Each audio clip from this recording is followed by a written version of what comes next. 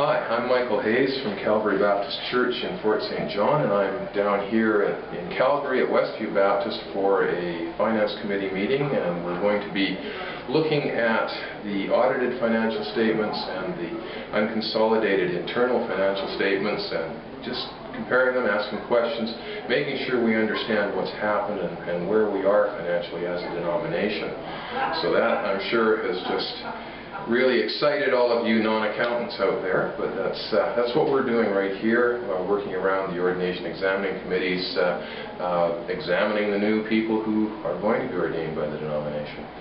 Back in Fort St. John at Calvary, we've been there, my wife and I, Eileen and I, have been there now since September and have fit in very well, surprisingly well. It's an amazing group of people up there. They've accepted us, and we just find them to be wonderful.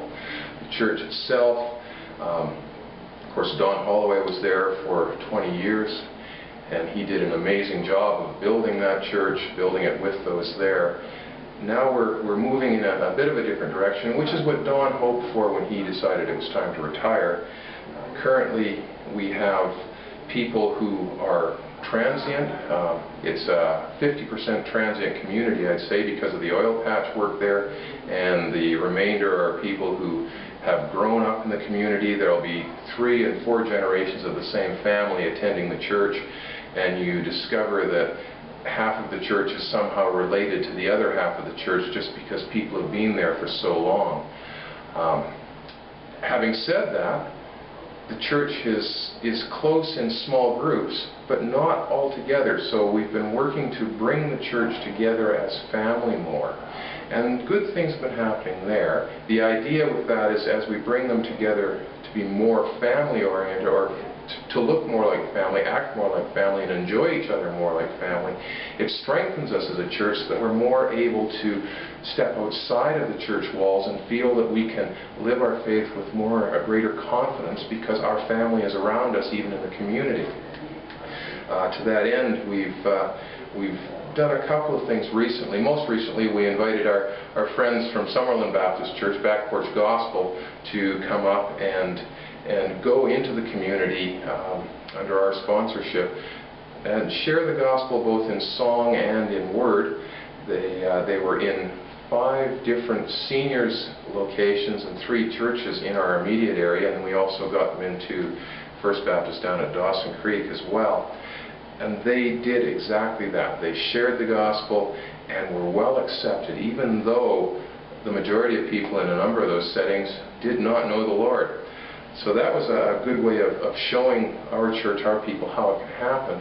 One thing that we're stepping into now is a men's ministry in which the men in the church get together once a month, and we start with a breakfast together, and then we go out into the community, beginning with our church community first, but then also, as word spreads outside of that, to those single parents and older people who have maybe yards that they can't deal with, or things that need to be done in their homes.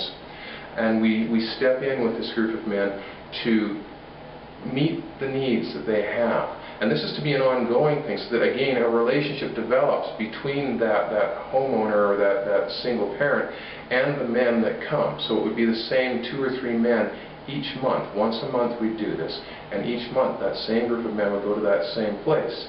And so a relationship develops, and there's that confidence that someone is going to be there for them to help them in the areas that they need help in.